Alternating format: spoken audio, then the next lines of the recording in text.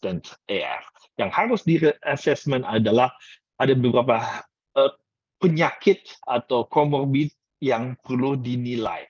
Salah satu cara yang mudah adalah dengan risk score. Ya, risk score ini membantu kita untuk menilai seseorang itu berisiko untuk stroke atau tidak. Tapi risk score ini hanya menseleksi pasien-pasien yang risiko stroke-nya minimal atau zero.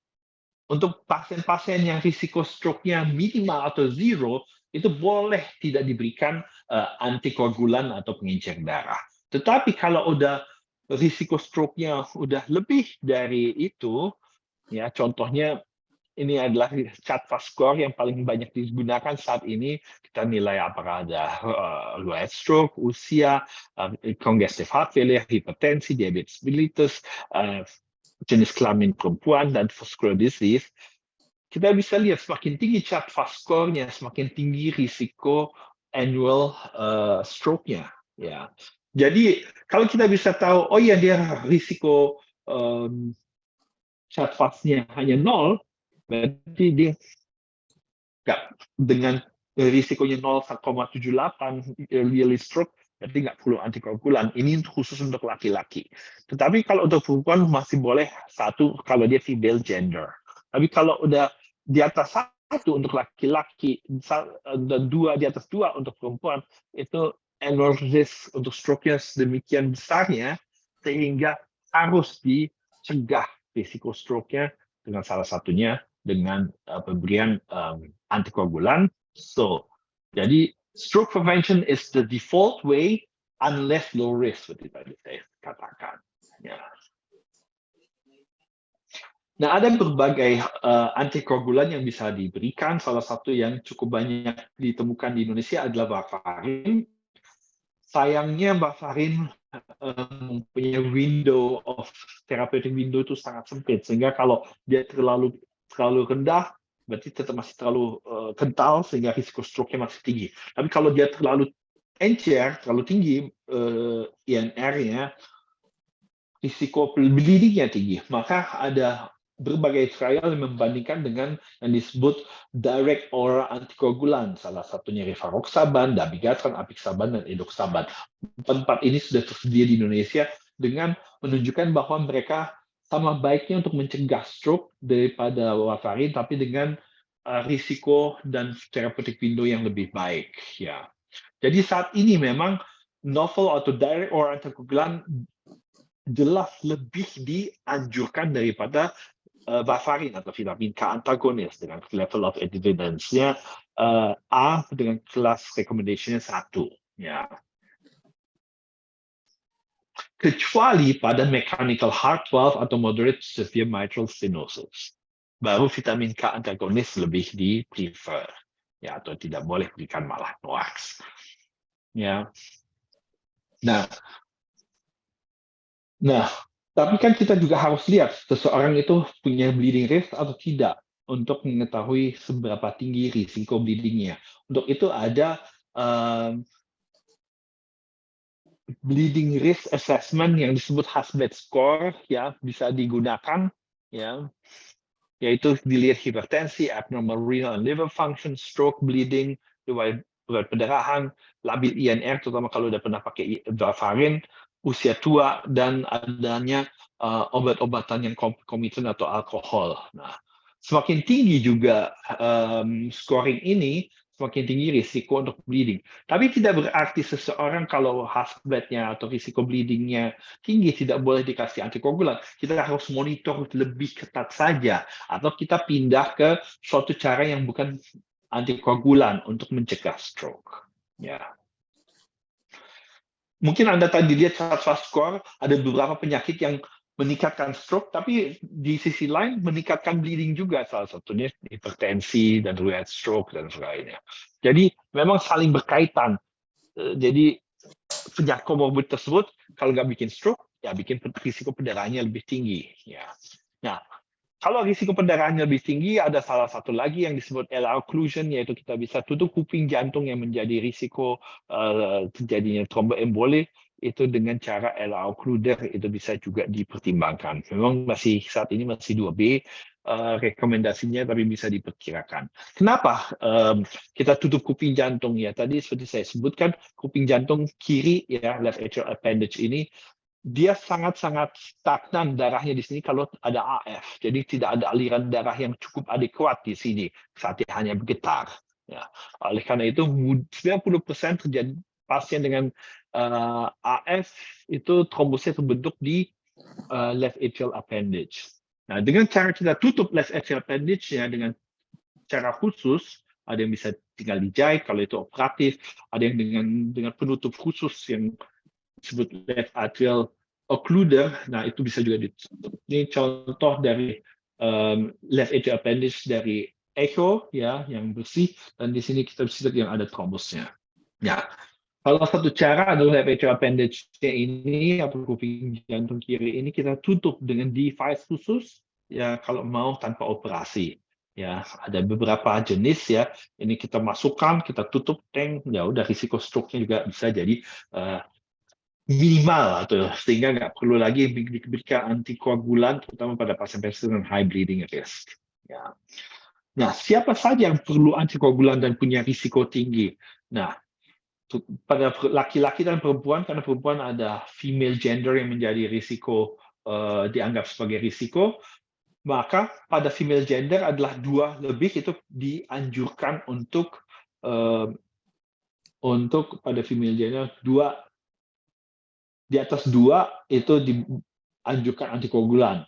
Kalau atau 3 atau lebih namanya. Kalau untuk laki-laki di atas 1 atau 2 atau lebih sudah punya indikasi untuk diberikan antikoagulan. Ya.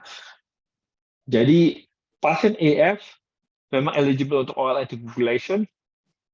Ya, step 1 kita harus identify low risk. Kalau low risk kita nggak usah cut. Jadi untuk laki-laki itu 0 dan 1, untuk perempuan 0, 1 dan 2 ya. Ya. Nah, kalau untuk yang skor 1 untuk laki-laki dan skor 2 untuk male, boleh dipertimbangkan untuk oral antikoagulan ya. Tetapi kalau 2 atau lebih untuk laki-laki atau 3 atau lebih untuk perempuan, maka itu kelas 1A rekomendasi untuk pemberian antikoagulan untuk mencegah terjadinya stroke. Tapi satu hal yang mungkin belum dipertimbangkan di sini adalah early dementia. Jadi tetap antikoagulan itu perlu dipertimbangkan untuk mencegah early dementia. Nah, dari A tadi kita lanjut ke B, yaitu better symptom control, yaitu rate control atau rhythm control itu tergantung dari seberapa lama seseorang sudah mengalami AF dan seberapa besar kelainan struktural jantung tersebut. Ya, jadi kita lihat rate control itu bisa dipertimbangkan bila pasiennya tidak terlalu simptomatik, ya, atau tidak ada gagal jantung, ya, dan tidak simptomatik. Tapi kalau pasiennya sudah mulai ada gagal jantung, ada heart rate-nya tinggi dan banyak simptom, maka tujuan kita lebih ke rhythm control, ya. Nah, kalau rate control kita bisa lakukan lenient rate control dengan heart rate di bawah 110, tapi kalau masih terjadi simptom dan ada disfungsi LV, ada arah gagal jantung, berarti lebih rendah lagi heart rate yang perlu ditargetkan. Nah, jadi first line treatment kita lihat ya, a choice of drug for rate control, kita lihat ini adalah pertama adalah kita lihat kalau memang pasiennya untuk kita atur rate-nya dulu adalah kita berikan pemberian beta blocker. Ya. Beta blocker bila tidak ada gagal jantung akut, itu harus diketahui. Beta blocker tidak boleh diberikan pada pasien dengan gagal jantung akut. Tadi di pertanyaan yang ada di slide, itu pasiennya dengan gagal jantung akut, makanya digoxin dan furosemide adalah jawaban yang lebih baik.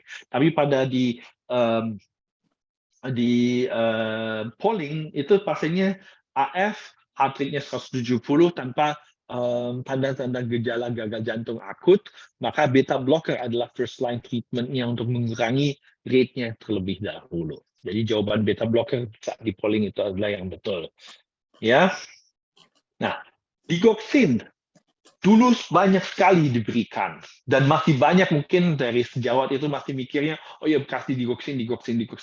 Tapi digoxin perannya sudah sangat-sangat rendah sekarang. Maksudnya kenapa? Karena justru orang yang diberikan digoxin long term, kita ngomongnya long term ya, itu mortality-nya malah meningkat pada pasien AF.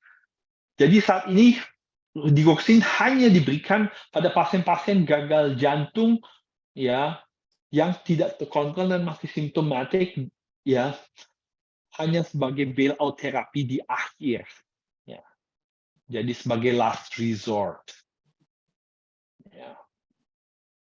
Jadi jangan berikan digoxin sebagai terapi awal atau tidak boleh diberikan pada pasien dengan terapi sebagai terapi kronis. Sebisa mungkin hindari terapi kronis digoxin. Kenapa? Kita lihat ini ya. Pasien dengan digoxin risiko meninggalnya jauh lebih tinggi daripada yang tidak pakai digoxin. Ya. Increased mortality. Kenapa terjadi increased mortality? Karena digoxin itu banyak diminum secara kalau kronis ya, kita ngomongnya kronis, beda dengan kalau acute untuk rekontrol sesaat seperti pada saat gagal jantung dan ingin cepat mengalami penurunan rate, injeksi digoxin sangat-sangat membantu, tapi hanya saat itu. Tapi jangan berikan chronic use kalau memang tidak terpaksa.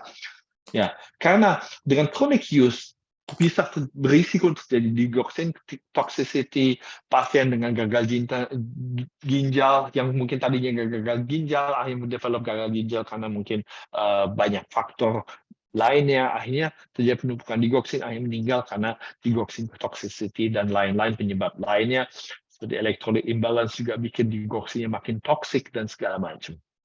Akhirnya kita tahu bahwa pasien yang dengan AF yang on digoxin malah lebih cepat meninggal dibandingkan kalau tidak diberikan digoxin, kalau chronic use.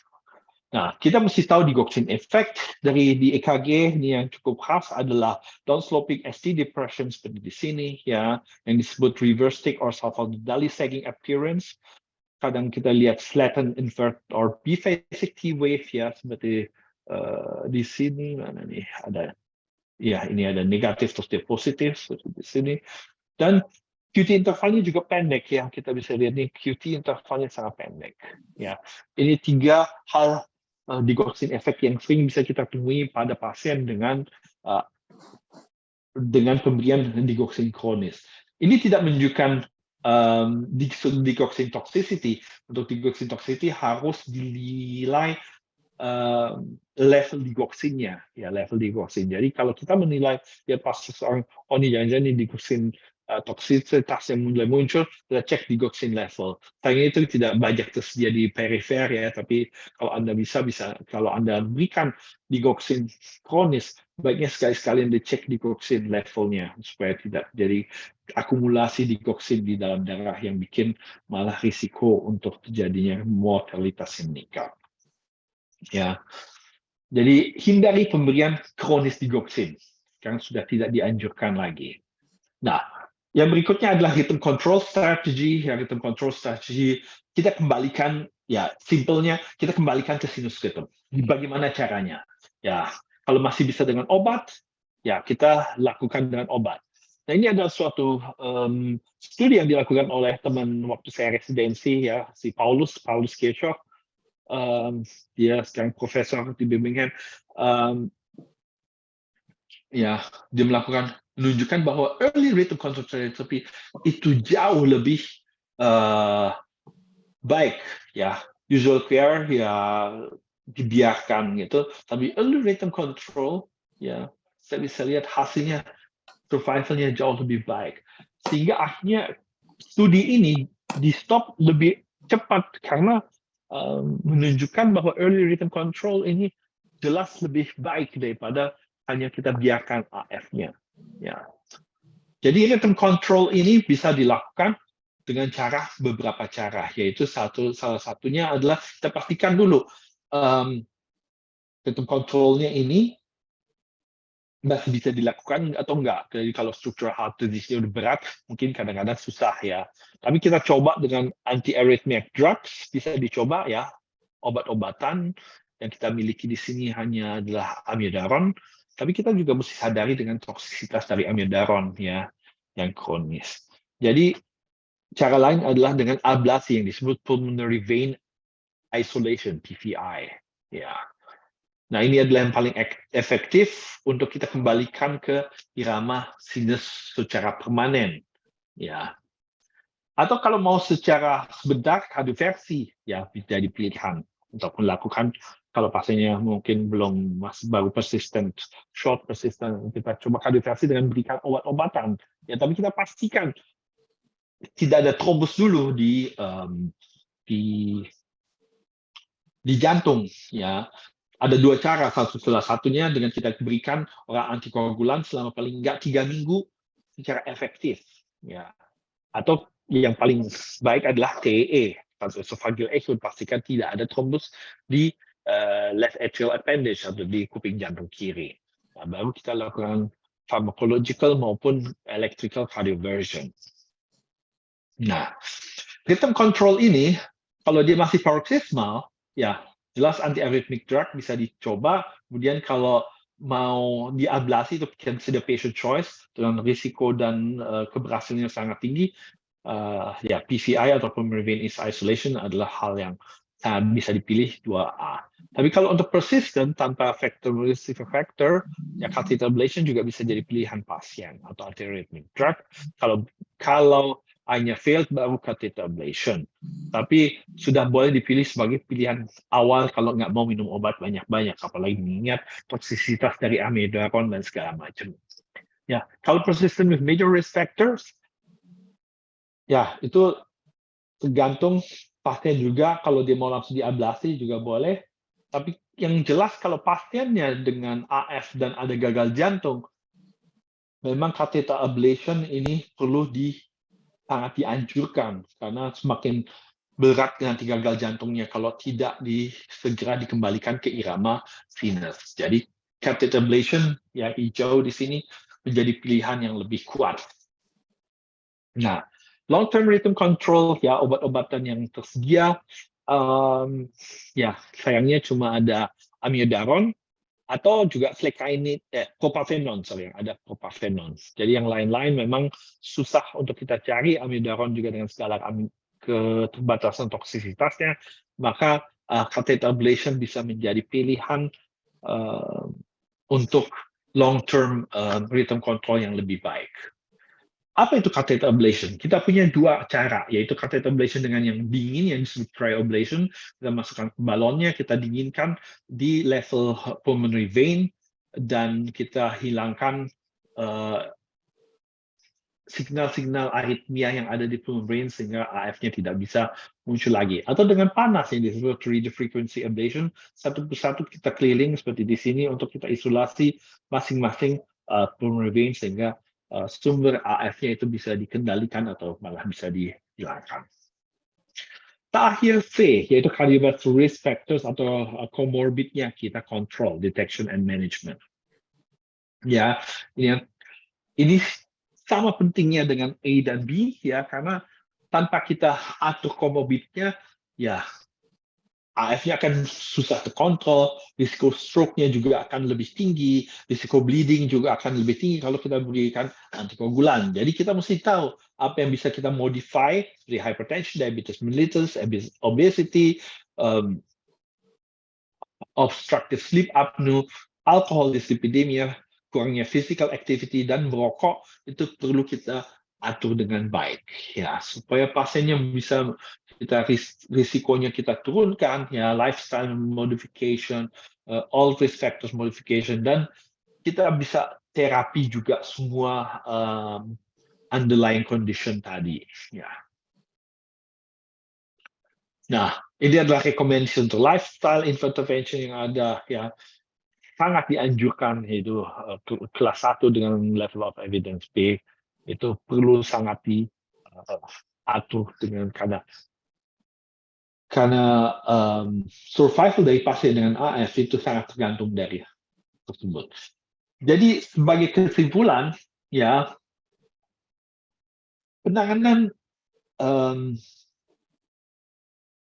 atrial fibrillation itu jelas setelah kita CC ya, confirm dan dari AF-nya adalah as easy as ABC, yaitu avoid stroke, a better symptom management, and atau komorbiditas. Ya, setiap orang berbeda, setiap pasien. Jadi ABC pathway ini adalah suatu holistic integrated management untuk pasien-pasien AF yang harus diketahui oleh semua healthcare provider, termasuk primary care physician, terutamanya dokter umum, dan yang berhadapan dengan pasien-pasien yang usianya makin lama makin juga tua. Jadi all patient semua pasien dengan AF harus dilakukan karakterisasi terstruktur, terutama stroke risk, symptom severity, AF burden, dan AF stress assessment. Ya, CAT-FAST score untuk menilai yang mana yang risikonya rendah. Ya, kemudian HAS-BLAD bisa dipertimbangkan untuk tahu yang mana yang risikonya tinggi. Jadi CAT-FAST dan HAS-BLAD itu perlu kita tahu bersama.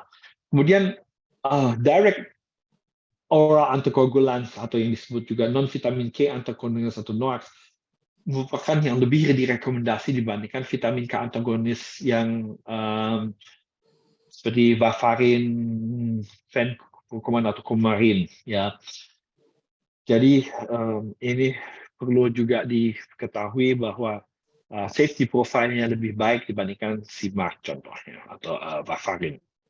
Nah, rhythm control terapi semakin dini itu menunjukkan hasil yang lebih baik dibandingkan kalau kita hanya rate control. Jadi terutama pada pasien muda, terutama pada pasien dengan tanda-tanda gagal jantung, early rhythm control itu menunjukkan low risk of death untuk cardiovascular stroke, stroke atau hospitalization, ya, dibandingkan usual care di mana hanya dilakukan rate control dan atau seadanya. Demikian dari saya. Bila ada pertanyaan, kita bisa lanjutkan ke diskusi. Terima kasih. Wassalamualaikum warahmatullahi wabarakatuh.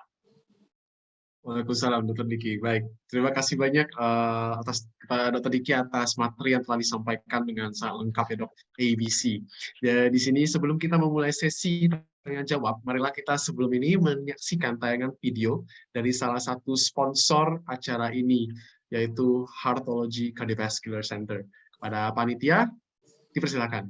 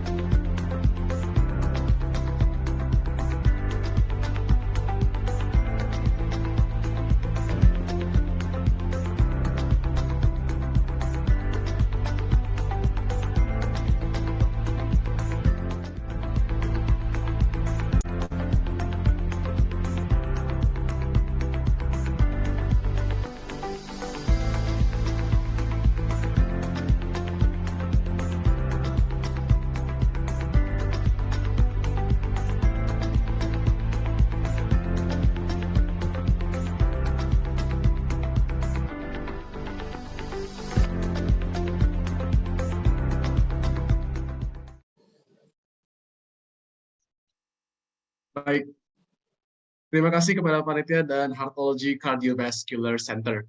Sekarang kita bisa mulai berdiskusi dan tanya jawab bersama dengan Dr. Diki untuk sesi Management of Atrial Fibrillation for General Practitioner, no di ABC. Baik, Dr. Diki, apakah sudah hadir bersama kita? Hadir dong. Baik, terima kasih Dr. Diki. Perkenalkan saya Andrea, Dok. Izin untuk memoderasi beberapa pertanyaan dari para peserta untuk dokter. Berhubung topik yang kita bahas hari ini adalah tentang atrial fibrilasi. Sebelumnya ada satu pertanyaan terkait dengan tata laksana dari atrial fibrilasi, Dok. Dari pertanyaannya menyatakan bahwa kapan sebenarnya kita melakukan penilaian ataupun screening secara lebih awal untuk pasien yang hendak dilakukan tata laksana rhythm control ataupun rate control, Dok. Apakah untuk melihat itu terdapat trombus ataupun tidak, Dok?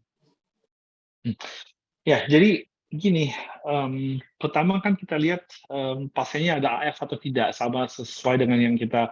Jadi kalau kita lihat suatu pasien punya komorbiditas yang cukup besar untuk terjadi AF atau udah termasuk dengan populasi usia di mana AF prevalensinya udah semakin tinggi, ya kita pastikan ini ada AF atau tidak, apalagi kalau udah mulai ada keluhan ya, sudah cepat capek dan berdebar atau salah satunya. Nah, kita confirm dulu nih benar ada AF atau tidak. Kalau memang ada AF ya simpelnya ya kita cari seberapa besar AF burden-nya, substratnya dari AF tadi, ya, dan stroke rate-nya yang penting adalah salah satu caranya dengan chart fast score tadi. Kita nggak perlu cari trombus atau tidak, kita lihat chart fast score-nya saja gitu. Jadi tidak perlu langsung dilakukan TEE atau ya kalau memang pasiennya datang jelas dengan AF, jelas kalau chart fast-nya tinggi, risiko stroke-nya tinggi, ya udah kita langsung mulai dengan yang pertama, avoid stroke, berikan antikoagulan. Ya. Jadi semakin dini semakin baik, jangan sampai terjadi stroke dulu baru kita tangani. Ya. Baik, baik. Terima kasih, Dok. Berarti ini berhubungan dengan poin avoid stroke ya, Dok, ya, di bagian yang A ya. Baik. Baik, untuk pertanyaan berikut, Dok. Menurut dokter, pada pasien dengan atrial fibrilasi yang tidak stabil, yang terutama senternya itu tidak punya backup ICU, bagaimana sebenarnya cara kita melakukan rate control yang optimal pada pasien tersebut, Dok? Apakah ada cara lain untuk mengontrol ritmenya selain untuk kardioversi?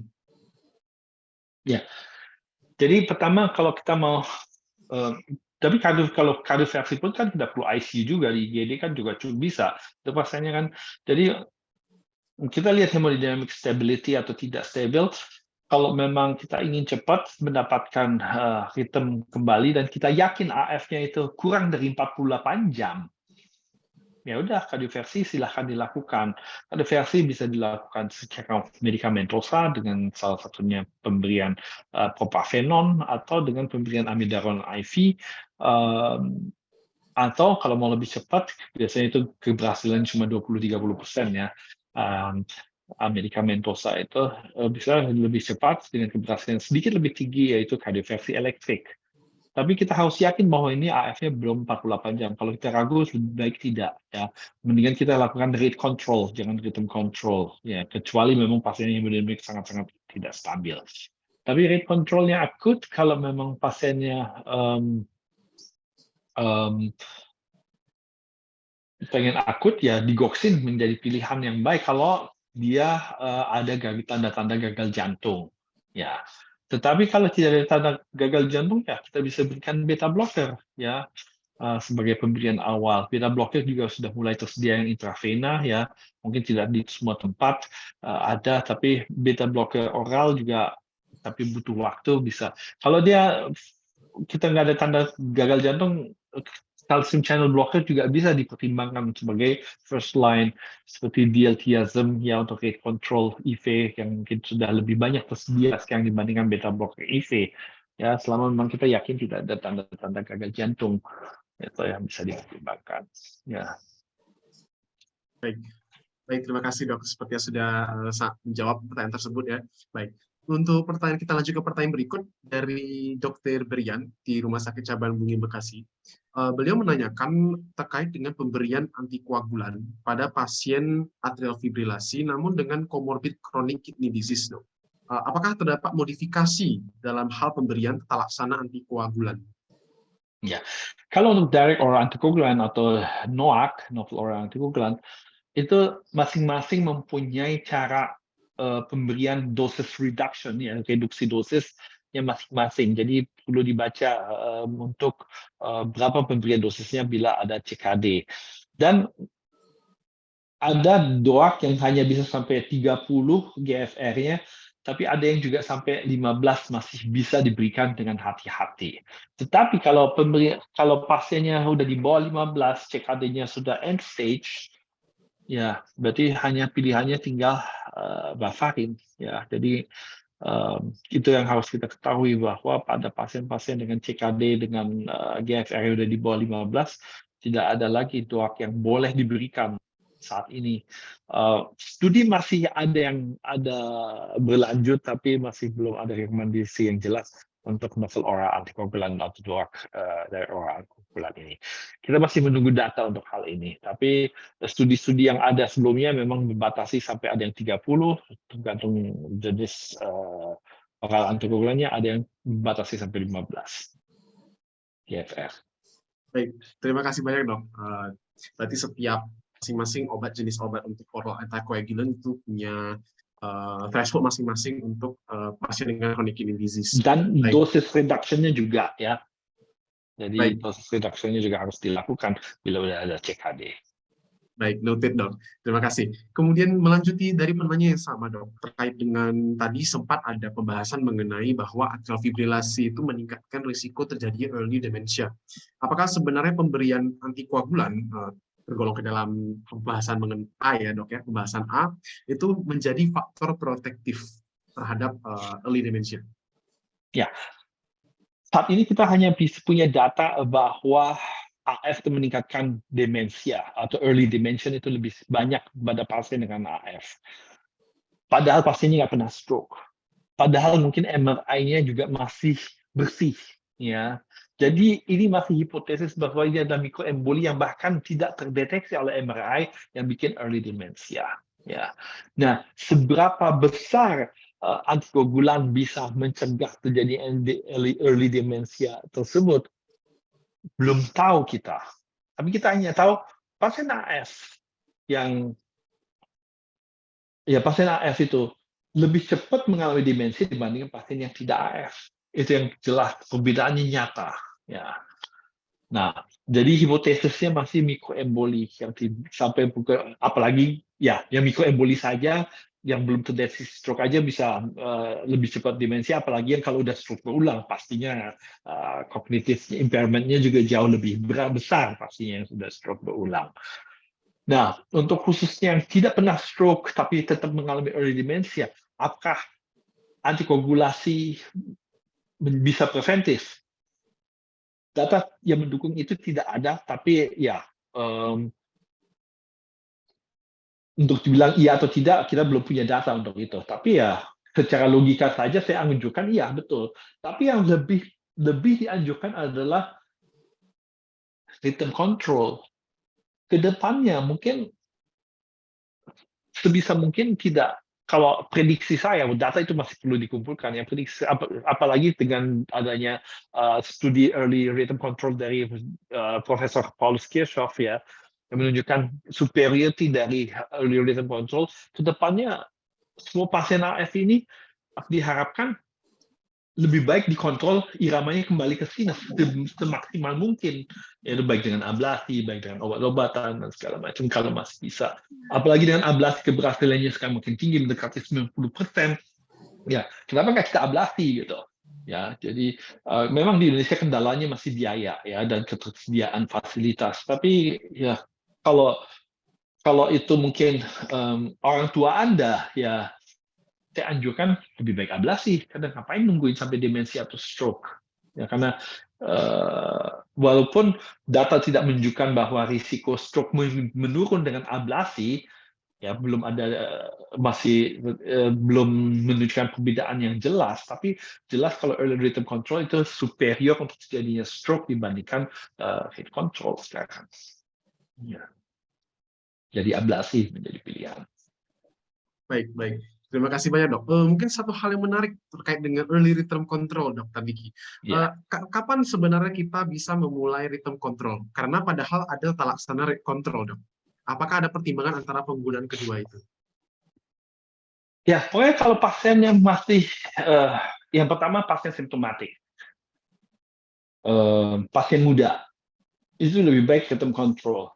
Ya, kalau pasien ketiga pasien gagal jantung, ya mengalami gagal jantung karena AF-nya, ya itu lebih baik rhythm control. Ya, di luar itu bisa diperhatikan rate control. Tapi kalau kita lihat dari studinya yang belum lama ini keluar si Paul Skirchhoff itu yang tadi saya tunjukkan, tetap lebih superior rhythm control pada pasien apapun. Ya, jadi rhythm controlnya jelas ablasi yang menjadi. Memang kalau Anda baca Affirm study yang dilakukan berapa belas tahun yang lalu yang menyatakan rate control sama rhythm control nggak ada bedanya. Itu dulu kan ablasi masih belum sebaik sekarang, itu kan berapa belas tahun yang lalu. Rhythm controlnya dilakukan dengan obat-obatan, lebih banyak obat-obatan. Tapi sekarang dengan modalitas ablasi AF yang begitu baik, sekarang mendekati 90% keberhasilannya, rhythm control itu sudah jelas superior ya, didukung dengan studi tadi, dan kedepannya itu juga akan lebih baik gitu. Ya, saya yakin dengan keberhasilan ablasi yang semakin baik dan semakin simple. Baik, baik. Terima kasih banyak, Dr. Diki. Sangat menginspirasi dan membuka wawasan kita semua bahwa ternyata rhythm control, early rhythm control itu sangat penting. Itu poin pentingnya ya, Dok ya. Sangat Ya. penting untuk meningkatkan prognosa dan quality of life dari pasien yang mengalami AF. Baik, terkait dengan ablasi, Dok, kateter ablasi, dokter sendiri pernah sudah menyatakan bahwa ternyata kateter ablasi itu memiliki kesembuhan hingga 90%. Dan berarti apakah benar bahwa 10% sisanya itu masih bisa mengalami kejadian atrial fibrilasi berulang, Dok?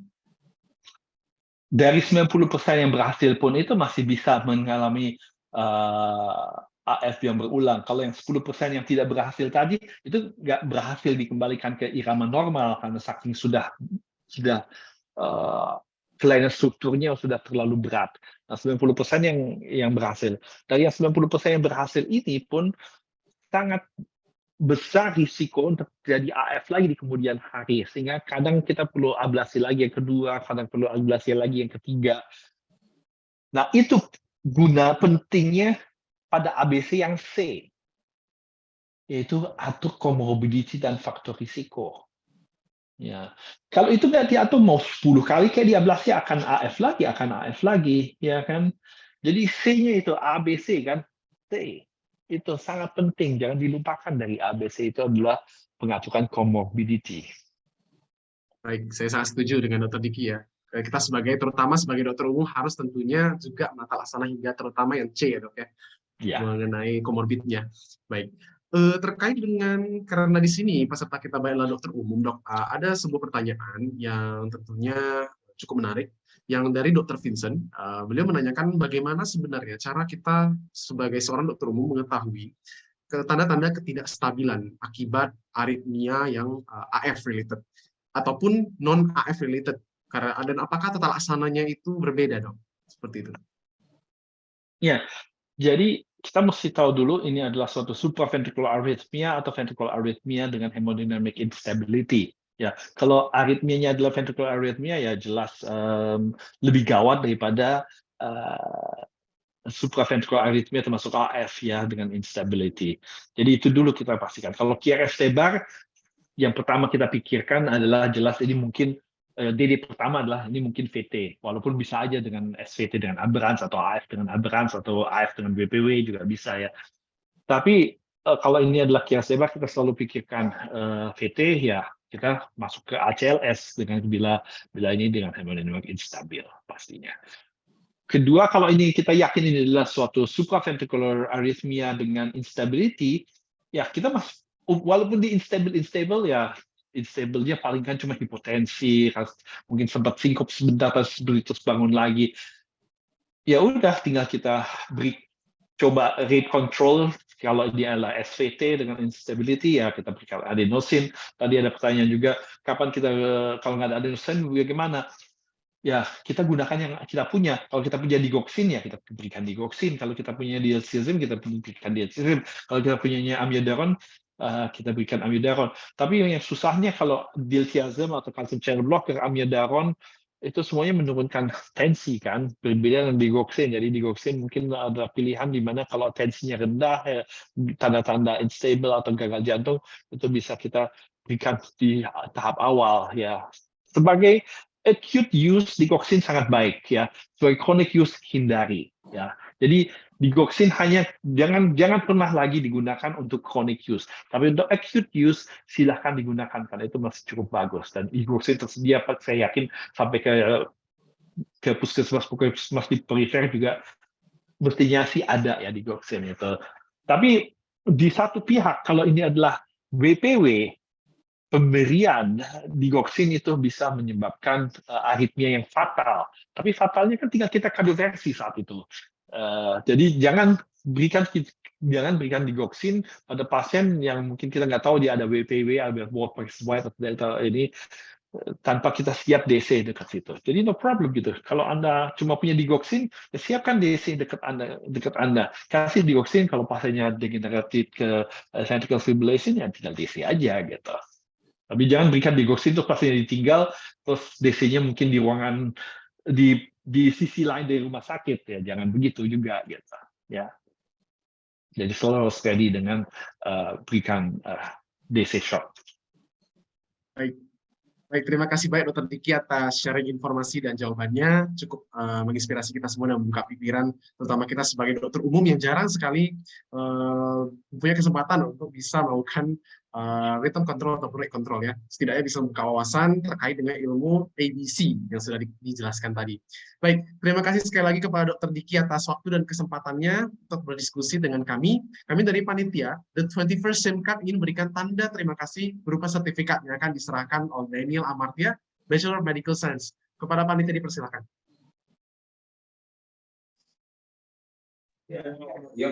Ya baik dok, saya izin foto. 1, 2, 3.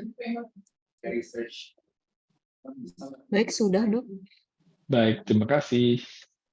Baik, terima kasih banyak Dr. Diki atas waktu dan kesempatannya. Sama-sama. Tentu kita akan bisa langsung masuk ke materi selanjutnya.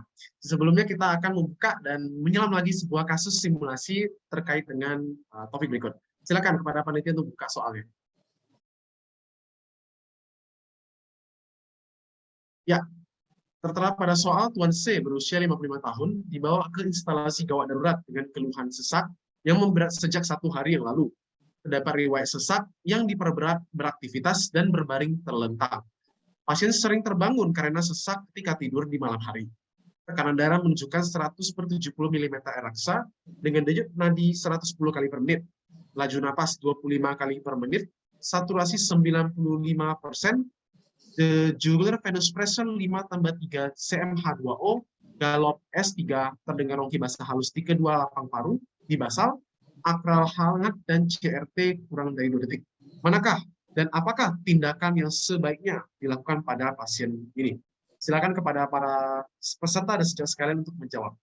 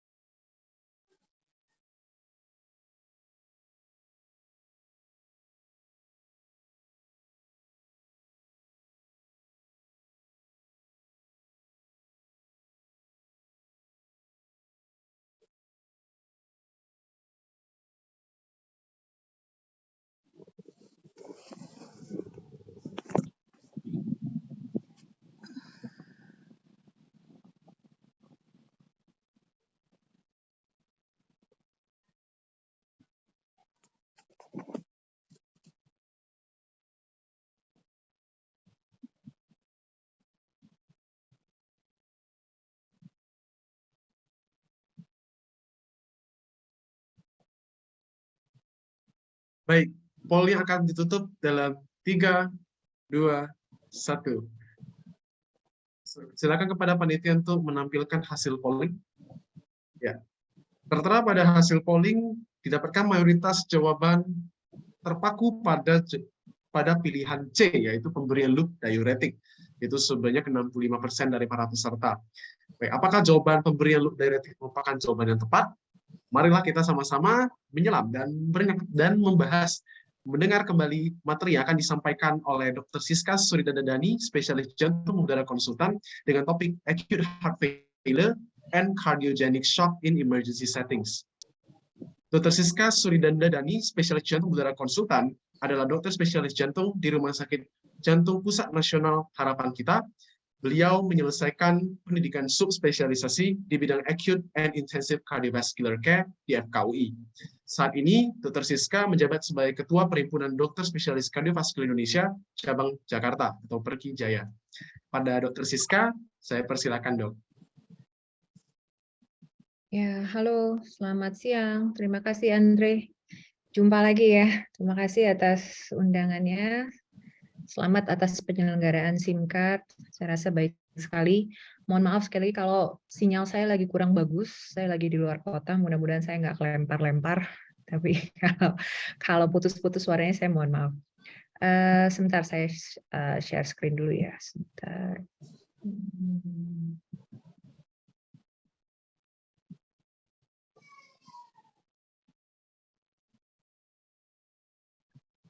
Udah kelihatan belum ya? Sudah terlihat, Dok. Oke.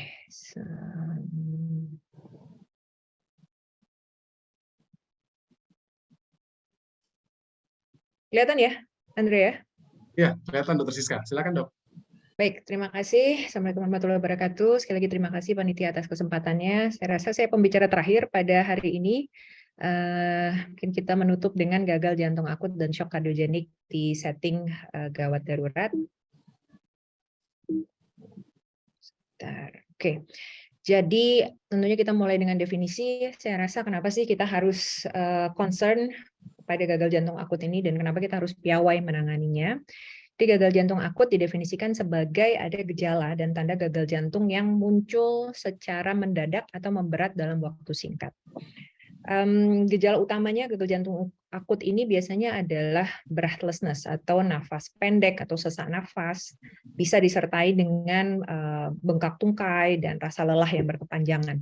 Nah, kalau gejala-gejala ini dirasakan dalam derajat yang cukup berat sehingga menyebabkan pasien itu mencari tenaga kesehatan, mencari pertolongan. Nah, ini yang kita sebut sebagai gejala dan tanda gagal jantung akut. Acute heart failure, gagal jantung akut ini merupakan salah satu penyebab utama hospitalisasi, perawatan rumah sakit pada populasi di atas 65 tahun. Dan ini berkaitan dengan mortalitas yang tinggi dan angka readmisi atau perawatan ulang yang tinggi. Secara umum, 1 tahun pasca seseorang dirawat dengan gagal jantung akut, angka kematiannya 1/4 sampai 1/3, jadi 25 to 30%. Gagal jantung akut ini dapat berupa kejadian pertama kali yang dialami pasien yang kita sebut sebagai new onset de novo, atau juga bisa berupa pemberatan atau perburukan gejala gagal jantung yang sudah dialami pasien sebelumnya. Kalau gejala gagal jantungnya ini sudah pernah dialami pasien, jadi pasien kita tahu memang gagal jantung kronik dan saat ini masuk dengan gejala sesak nafas berulang, kaki bengkak, pasiennya udah kasih tahu dia minum obat jantung serendeng panjang, ini biasanya lebih gampang untuk kita menegakkan diagnosis gagal jantung akut. Tapi kalau pasien masuk, belum pernah ada riwayat gagal jantung akut sebelumnya, masuk dengan gejala sesak nafas yang nggak begitu jelas dideskripsikan, ini membutuhkan ketelitian kita untuk melakukan pemeriksaan tambahan, pasien gagal jantung atau bukan yang menyebabkan gejalanya. Karena sesak nafas sebagai gejala yang paling umum dijumpai pada gagal jantung akut, itu adalah gejala yang sangat umum dijumpai pada praktek sehari-hari. Pastinya adik-adik sejawat-sejawat di sini juga pernah mengalami pasien datang dengan keluhan sesak nafas tapi nggak begitu nyata. Ini sesaknya jantung atau bukan? Apalagi bahasa Indonesianya agak terbatas untuk menggambarkan sensasi dyspnea. Pasien bisa ngomongnya saya sesak, padahal sebenarnya kalau kita gali yang dirasakan adalah nyeri dada, nyeri ulu hati, bahkan berdebar-debar bisa dideskripsikan pasien sebagai sesak. Jadi untuk elaborasi gejala yang dialami pasien itu harus dilakukan dengan hati-hati. Selain gejala pasien, tentunya kita harus melakukan pemeriksaan fisik ya, melihat apakah keluhan yang dialami pasien ini mengarahnya ke mana, gagal jantung atau penyebab lain. Kemudian baru kita masuk ke pemeriksaan penunjang. Pemeriksaan penunjang untuk gagal jantung akut, kalau di emergency setting, kalau di UGD di Indonesia yang paling luas tersedia, saya rasa adalah EKG, elektrokardiogram, dan chest X-ray. Itu yang lini pertama, umumnya kita sarankan dilakukan di UGD atau first medical contact di Vaskes. Lini kedua, kalau EKG dan chest X-ray belum begitu bisa menentukan penyebab, kita sarankan untuk menjalani ekokardiografi dan lung ultrasound serta initial laboratory investigation. Kalau dari pemeriksaan awal ini tidak konklusif, ini gagal jantung atau bukan, maka kita sarankan pasien menjalani pemeriksaan natriuretic peptides. Jadi bisa diambil darahnya untuk diperiksa BNP atau NT-proBNP yang ada di Indonesia. Dan hasil dari pemeriksaan sederhana ini, BNP atau NT-proBNP, ini memiliki value yang sangat tinggi pada pasien-pasien yang kita curiga, tapi kita nggak yakin ini gagal jantung akut atau bukan. Hasil pemeriksaan BNPs ini memiliki negative predictive value yang sangat baik untuk menyingkirkan, untuk rule out gagal jantung akut. Jadi artinya kalau NT-proBNP atau BNP-nya rendah, itu 95% ke atas lah kita yakin pasiennya bukan gagal jantung. Jadi negative predictive value-nya sangat baik. Tapi di lain pihak positive predictive value-nya tidak sebaik itu. Jadi kalau hasil BNP atau NT-proBNP-nya agak tinggi, nah kita juga harus lihat-lihat lagi karena ada beberapa penyebab causes of elevated natriuretic peptides selain gagal jantung, bisa penyebab kardiak ataupun non kardiak. Tapi algoritma ini dari SC Guideline for Diagnosis and Management of Acute and Chronic Heart Failure ini bisa membantu kita nih kalau pasien awal datang dengan suspek atau kecurigaan gagal jantung akut dan kita agak ragu ini benar nggak pasien gagal jantung akut atau bukan, itu kita bisa sangat terbantu dengan ini pemeriksaan penunjang awal ditambah dengan natriuretic peptide. Oke, sekarang kita masuk ke presentasi klinis ya. Walaupun banyak cara untuk mengklasifikasikan gagal jantung akut, yang paling umum digunakan adalah klasifikasi berdasarkan hemodinamik pasien. Karena ini menentukan langkah awal kita saat 60 menit pertama sejak kita bertemu dengan pasien. Nah, presentasi hemodinamik ini biasanya kita tentukan dari melihat ada tidaknya hipoperfusi dan melihat ada tidaknya kongesti. Jadi kita tahu fungsi jantung yang utama adalah untuk memberikan perfusi ke seluruh organ. Jadi yang pertama kita lihat ada nggak tanda-tanda gagal, tanda-tanda jantung gagal melakukan fungsi tersebut. Jadi ada nggak tanda hipoperfusi, yaitu hipoperfusi tandanya tuh hipoperfusi tentunya yang paling cepat kita ketahui ada tidaknya ekstremitas yang dingin, cold sweated extremities, lalu ada tidaknya tanda-tanda gangguan perfusi organ lain, misalnya gangguan perfusi ginjal, kita bisa melihat ada tidaknya oliguri, atau gangguan perfusi cerebral, misalnya pasiennya delirium, pasiennya somnolen atau kontak tidak baik, dan juga bisa kita jumpai narrow pulse pressure, jadi selisih antara tekanan sistolik dan diastoliknya sangat pendek. Kemudian yang berikutnya kita mesti lihat lagi apakah ada kongesti pada pasien ini. Jadi curah jantung yang turun, cardiac output yang turun akibat gangguan kontraktilitas, itu biasanya menyebabkan volume sisa yang besar di ventricle kiri saat akhir diastole. Jadi left ventricle end diastolic volume-nya itu besar, akibatnya pressure-nya tinggi, dan darah yang mau masuk, venous return dari seluruh tubuh, mau masuk kembali ke jantung itu kesulitan, karena tingginya LVEDP ini. Dan ini akan menimbulkan kongesti di berbagai organ. Jadi kongesti itu kita cari ada tidaknya pulmonary kongesti, biasanya kita dengarkan dengan auskultasi, ada rongki basah halus atau tidak, ada ortopnu atau paroxysmal nocturnal dyspnea, ada edema, ada JVP meningkat, hepatomegali, asites, maupun hepatojugular reflux. Nah, dari ada tidaknya kongesti dan ada tidaknya hipoperfusi, maka gagal jantung akut secara keseluruhan bisa kita bagi menjadi 4 kelompok kelas hemodinamik. Yang pertama adalah warm dry, kalau tidak ada gangguan hipoperfusi dan tidak ada kongesti. Jadi artinya pasiennya hangat dan pasiennya kering. Yang kedua adalah cold dry, yang berarti ada gangguan perfusi tapi nggak ada kongesti. Jadi pasiennya kalau kita pegang tuh akralnya kok agak dingin tapi tidak ada tanda perfusi. Ini biasanya nih pasien-pasien yang agak sedikit relatif dehidrasi. Jadi biasanya nih obatnya cairan aja udah cukup. Nah, yang berikutnya adalah kelompok warm wet. Kelompok warm wet ini merupakan mayoritas utama ya, pasien-pasien AHF biasanya akan masuk dalam kelompok warm wet.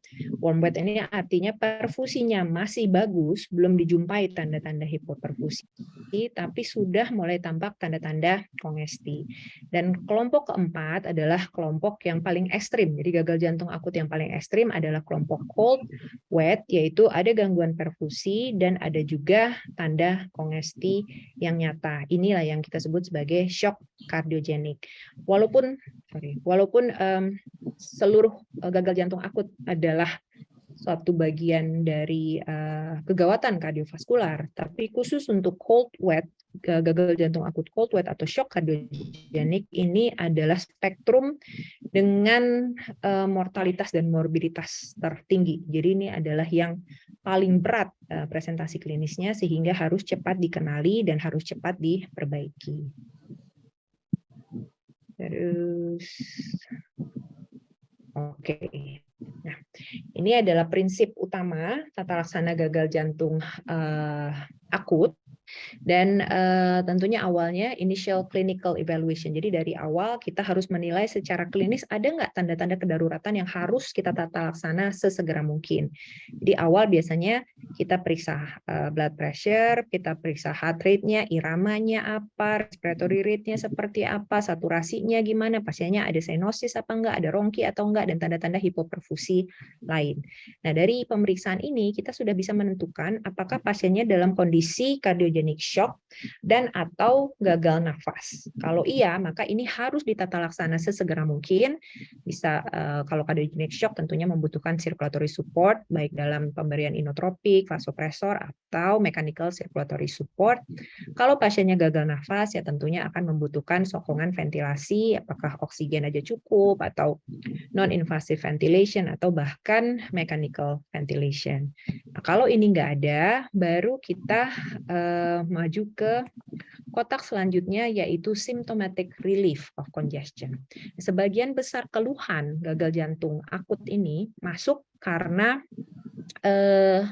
gejala kongesti. Jadi karena sesaknya muncul karena kongesti. Dan bagaimana cara kita merelief kongesti? Ini biasanya kita lakukan dengan penggunaan diuretik dan atau vasodilator dan atau kombinasi keduanya.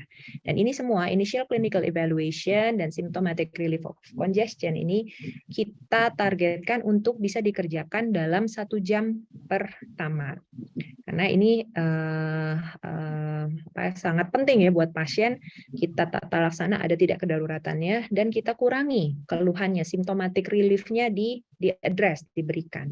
Tapi setelah itu jangan lupa bahwa kita harus melakukan identifikasi etiologinya apa. Kita harus mencari ada nggak etiologi yang kurang lebih reversible, dan kalau kita perbaiki etiologi tersebut, maka akan memperbaiki outcome buat pasien. Biasanya kita, supaya gampang diingat, disingkat sebagai CHAMPIT. Ada nggak salah satu dari CHAMPIT ini yang mungkin berkontribusi terhadap terjadinya gagal jantung akut? Jangan-jangan pasiennya sesaknya karena ACS, jangan-jangan pasiennya sesaknya karena hipertensi emergency, tiba-tiba tekanan darahnya naik sampai tinggi sekali. Atau pasiennya aritmia, seperti yang disebut Dr. Diki tadi, tiba-tiba pasien gagal jantung yang udah tenang-tenang aja karena satu dan lain hal tercetus atrial fibrilasi yang rapid response, dan ini sangat mungkin menimbulkan sesak nafas dan gagal jantung akut. Atau pasiennya ada acute mechanical cause seperti ventricular septal rupture atau mitral regurgitasi yang akut. Atau pulmonary embolism, ini juga penyebab yang nggak boleh dilupakan. Ini sering tidak terdeteksi oleh kita, tapi angka kejadiannya lumayan tinggi, terutama pada pasien-pasien yang dirawat.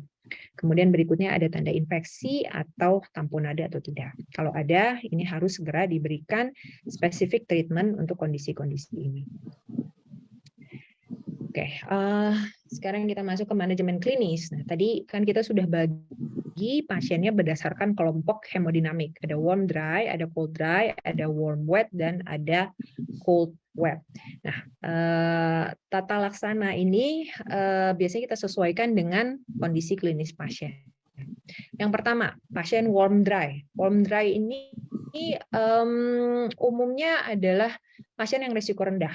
Keluhannya agak sesak, sedikit memberat, karena mungkin aktivitasnya pasien meningkat karena satu dan lain hal, atau pasiennya putus obat, pasiennya tensinya lagi naik, dan biasanya kondisi warm dry ini hanya membutuhkan penyesuaian dosis obat oral. Kemudian kelompok berikutnya adalah cold dry. Cold dry ini pasien ada gangguan perfusi dan biasanya tensinya juga mulai turun, tapi nggak ada kongesti. Biasanya di praktek klinik sehari-hari ini terjadi pada pasien-pasien gagal jantung kita yang mengalami dehidrasi. Misalnya pasiennya diare tapi masih minum diuretik, atau pasiennya minum diuretik berlebihan tapi tidak asupan cairannya kurang atau malah dibatasi oleh pasien. Dan ini umumnya akan bisa membaik hanya dengan pemberian cairan, jadi fluid administration. Kadang-kadang membutuhkan kombinasi sedikit dengan inotrop untuk sementara hingga perfusinya bisa diperbaiki. Nah, kelompok berikutnya adalah warm wet, tadi yang paling banyak, up to 50% pasien AHF masuk kelompok ini. Dan warm wet ini biasanya kita bagi dua lagi. Pasien warm wet yang dominannya adalah hipertensi, jadi biasanya pasiennya masuk dengan onset yang memberat dalam hitungan jam, jadi nggak hitungan hari gitu, tapi memberat dalam hitungan jam, dan presentasi klinis yang utama yang nyata oleh kita adalah tekanan darahnya yang sangat tinggi. Dan pada predominant hypertension ini, maka vasodilator menjadi pilihan utama, baru diikuti diuretik sesudahnya. Kelompok warm wet yang kedua adalah kelompok yang predominannya adalah kongesti. Kalau predominannya kongesti, biasanya nih pasien acute decompensated heart failure yang gejalanya develop within days. Jadi pasien bilang, wah ini 2-3 hari ini kok berat badan saya nambah, kaki saya makin bengkak, nafasnya makin sesak. Nah, ini yang kita sebut biasanya predominan kongesti. Pada kelompok ini biasanya kita berikan diuretik yang awal, diuretik pertama. Kemudian kalau dibutuhkan dikombinasikan dengan vasodilator dan ultrafiltrasi kalau pasiennya resisten terhadap diuretik. Nah, kelompok keempat tadi cold wet, shock cardiogenic yang mortalitasnya sangat tinggi dan paling sulit ditangani. Ini biasanya juga kita bagi apakah blood pressure saat presentasi itu sangat rendah, systolic blood pressure kurang dari 90, atau systolic blood pressure lebih dari 90. Nah, kalau kurang dari 90 systolic blood pressure, maka blood pressure ini harus dinaikkan dulu. Jadi kalau pasien cold wet, ini kita nggak bisa langsung dekongesti, harus di-warmkan dulu, perfusi.